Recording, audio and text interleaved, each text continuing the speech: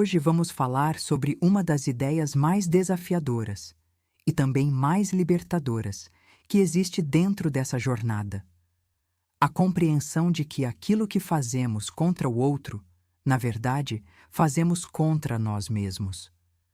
Não como punição, não como culpa, mas como um mecanismo simples de causa e efeito que a mente costuma ignorar completamente. Começamos, como sempre, pela afirmação central: eu não sou um corpo, eu sou livre, pois ainda sou como Deus me criou. A partir dela, a lição de hoje avança para uma declaração que exige uma pausa antes de qualquer julgamento apressado. Só posso crucificar a mim mesmo. Essa é uma frase forte e é importante compreendê-la com cuidado, porque ela pode facilmente ser mal interpretada. Não se trata de culpa, nem de uma ideia de merecimento de sofrimento. Trata-se de uma observação sobre como a mente funciona. Tudo o que você projeta para fora, julgamento, ataque, ressentimento, retorna inevitavelmente para dentro. Não como castigo vindo de fora, mas como consequência natural de como a percepção opera. O texto completo do exercício diz: tudo o que faço, faço a mim mesmo. Se ataco, sofro. Mas se perdoo, a salvação me será dada. Vamos entender essa passagem com calma, porque ela revela algo essencial sobre a experiência de julgar e atacar outra pessoa, mesmo que apenas em pensamento. Quando você guarda ressentimento contra alguém, quando alimenta um julgamento severo, quando deseja, mesmo silenciosamente, que outra pessoa sofra as consequências de algo que fez, existe a ilusão de que esse ataque atinge exclusivamente o outro. Mas, na experiência real, quem carrega o peso desse ataque, momento a momento, é você mesmo.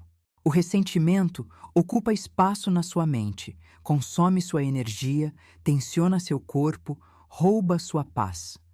A outra pessoa pode, inclusive, seguir sua vida sem perceber nada disso. Quem realmente sofre o efeito do ataque é quem o mantém vivo internamente. Essa é a lógica simples, porém profunda, por trás da afirmação de hoje. Não existe forma de atacar sem, ao mesmo tempo, se ferir. A mente que ataca e a mente que sofre o ataque não são duas mentes separadas. São a mesma mente, dividida temporariamente pela ilusão de que é possível ferir o outro sem se ferir junto. Aqui entra, mais uma vez, o papel do Espírito Santo. Enquanto o ego constrói toda a sua lógica sobre a separação, a ideia de que existe eu de um lado e o outro completamente distante do outro, de modo que atacar um não afeta o outro, o Espírito Santo revela a interconexão real por trás dessa aparente separação. É por isso que o perdão, dentro dessa lógica, deixa de ser um favor que você faz ao outro e passa a ser reconhecido como algo que você faz, antes de tudo, por si mesmo. Vamos pensar em situações concretas onde essa ideia se aplica, porque apesar de tocar em algo profundo, ela tem consequências muito práticas no cotidiano. Imagine uma mágoa antiga, talvez envolvendo um familiar ou alguém que já fez parte da sua vida de forma próxima. É comum revisitar mentalmente essa situação repetidas vezes, reconstruindo os motivos pelos quais aquela pessoa estava errada, alimentando o julgamento a cada nova lembrança. Enquanto isso acontece, quem revive o desconforto, a raiva, a tensão, é você, não a pessoa que, talvez, nem se lembre mais daquele episódio com a mesma intensidade. Perceber isso, com honestidade, é o primeiro passo para entender por que soltar esse julgamento beneficia, antes de qualquer coisa, você mesmo. Pense também em situações mais cotidianas, como um comentário áspero de alguém no trabalho ou uma atitude que você considerou injusta em uma interação recente. É fácil carregar esse incômodo ao longo do dia, revivendo mentalmente a cena, imaginando respostas que gostaria de ter dado. Enquanto esse ciclo se repete, o efeito direto recai sobre seu próprio estado interno, sua tensão, sua irritação, sua dificuldade em seguir em frente com leveza. Ou pense em situações de comparação e crítica silenciosa, quando você julga duramente as escolhas de outra pessoa, talvez sem nunca verbalizar isso diretamente. Mesmo silencioso, esse julgamento ocupa espaço mental, reforça uma postura defensiva, alimenta uma percepção de mundo baseada em separação e ataque.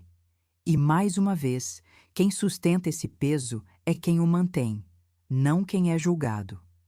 É fundamental destacar o que essa lição não está propondo. Ela não sugere ignorar situações realmente prejudiciais, nem deixar de estabelecer limites necessários diante de comportamentos que causam dano real. Reconhecer que o ataque nos fere antes de ferir o outro não significa aceitar passivamente qualquer tipo de tratamento.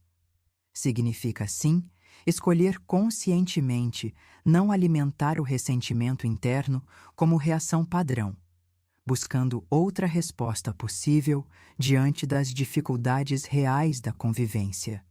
E é exatamente aqui que entra a segunda parte da afirmação.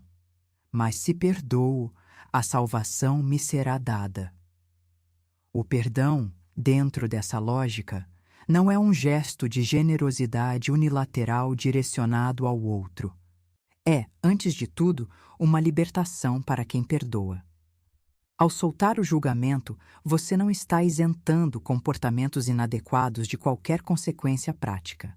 Você está, sim, se liberando do peso de carregar ressentimento constante dentro de si. Vale a pena parar e observar quanto esforço mental é gasto, diariamente, sustentando julgamentos, revivendo situações antigas, alimentando pequenas guerras internas contra pessoas que, muitas vezes, nem sequer estão presentes fisicamente naquele momento. Esse gasto de energia, quando reconhecido, revela por que essa lição é tão prática, apesar de parecer à primeira vista apenas conceitual. A prática de hoje pede disciplina simples, reservar momentos ao longo do dia de forma consistente para repetir essa afirmação devagar, permitindo que ela penetre além das palavras. Não se trata de forçar um perdão instantâneo diante de feridas ainda recentes ou profundas, mas de abrir espaço, gradualmente, para reconhecer que o ataque interno, mesmo quando parece justificado, sempre recai primeiro sobre quem o sustenta. Talvez você já tenha vivido a experiência de finalmente soltar um ressentimento antigo e sentir, quase imediatamente, uma sensação física de alívio, como se um peso tivesse sido retirado do corpo. Esse alívio não acontece porque a situação original mudou, mas porque a mente parou de reviver, repetidamente, o ataque que ela mesma mantinha ativo. É importante notar que esse processo de soltar não acontece de forma instantânea, especialmente diante de feridas mais profundas. Alguns julgamentos serão mais fáceis de soltar do que outros. Isso não representa fracasso na prática. Faz parte do processo reconhecer, com honestidade, quando ainda existe resistência em perdoar, sem se cobrar por isso, apenas permanecendo disposto a revisitar a intenção quantas vezes for necessário. Com a repetição consistente dessa prática, algo começa a mudar sutilmente na forma como você reage diante de situações de conflito. Diante de um comportamento que provoca irritação ou mágoa, surge, ainda que brevemente, uma pausa antes do julgamento automático.